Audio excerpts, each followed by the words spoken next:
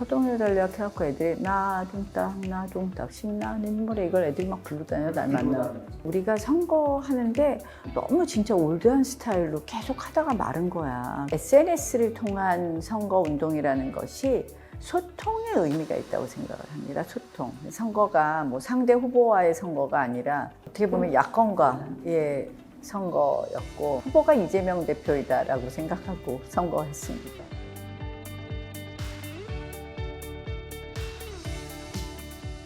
이재명 대표가 뭐 8번을 왔네 하는 것처럼, 그리고 또 조국 대표도 2번 왔죠.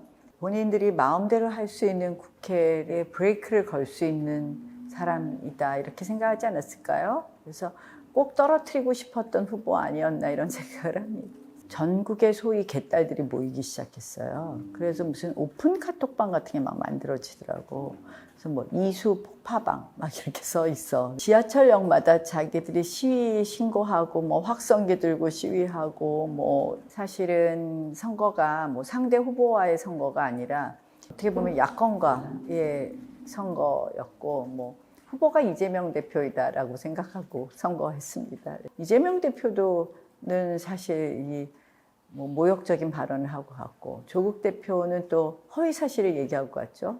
뭐 빠루를 제가 휘두른 것처럼 이야기를 하고 와서 뭐 댓글 같은 데도 보면 제가 문을 부수고 이런 사람으로 돼 있기 때문에 이 두 부분에 대해서는 뭐 사과를 한다면 제가 법적 조치는 안 가겠지만, 사과를 하지 않는다면 저의 명예라든지 사실관계는 분명히 바로 잡아야 되기 때문에 그 부분에 대해서 어떤 대응을 해야 될까 고민하고 있습니다. 이 SNS를 통한 선거운동이라는 것이 단순히 뭐 그걸 이용한다 안 한다 이런 게 아니라 소통의 의미가 있다고 생각을 합니다. 소통. 우리가 특정 계층 또는 특정 세대와만 소통하는 정당이 돼서는 안 되거든요. 어떻게 보면 30, 40대는 우리한테 표를 안 주는 계층이라고 하지만 실질적으로 굉장히 실용적인 판단을 할 수 있는 계층이라고 봐서. 그러니까 40대에 가장 관심이 많은 주제가 무엇인가, 교육 공약을 제가 굉장히 좀 진지하게 준비를 많이 했었어요. 그러니까 물론 이제 정책이 조금씩 나오긴 나왔는데 공약이 그게 확 어필하지 않았지. 금투세 폐지를 공약을 했으면 그와 관련된 후속 좀 뭔가 있어야 되는데 그런 부분이 없었죠. 그 공약을 정말 진정성 있게 한다 이런 그 다음에 그림도 없었잖아요. 전체적으로 이번 총선에 우리 중앙당은 그런 부분이 너무 부족했던 거지. 딸이 선거 자기도 할까 말까 뭐 맨 처음에 그러다가 하고 싶다는 의사를 몇 번 이야기를 했는데 저도 조금 망설이다가, 사실은 내가 그런 망설임 자체도 장애인에 대한 편견이다. 그래서 많은 분들이 또 기억해 주시고 응원해 주셔서 고마웠고, 예전 같으면 또 이제 뭐 그 나쁜 의미로 이야기하시는 분들도 많으셨을 텐데, 이제는 또 우리 대한민국 국민들의 인식도 많이 바뀐 것 아닌가 이런 생각도 해보고요. 사실은 심판바람은 마지막에 너무 세게 불었죠. 뭐 사전투표 끝나고 나서 몇 분이 저한테 그 얘기를 하는 거예요. 너무너무 공약이나 이런 걸 보고 나를 찍어야 되는데 이번에는 정부 심판을 하기 위해서 이번에 표를 못 드렸다. 정권 심판하는데 뭐 범죄자들 심판하자 이런 말 안 했다는 거지만 그거는 안 맥힐 것 같더라고. 아, 그래도 나경원이 지역이나 뭐 대한민국 정치의 미래를 위해서 일을 할 거야라는 그 기대감이었던 것 같아요. 그걸 실현할 수 있는 걸로 오히려 끝까지 강조했죠. DJ 정부 때 한나라당이 다수당이지만 여당이 아니라는 이유로 의장을 양보한 예도 있습니다.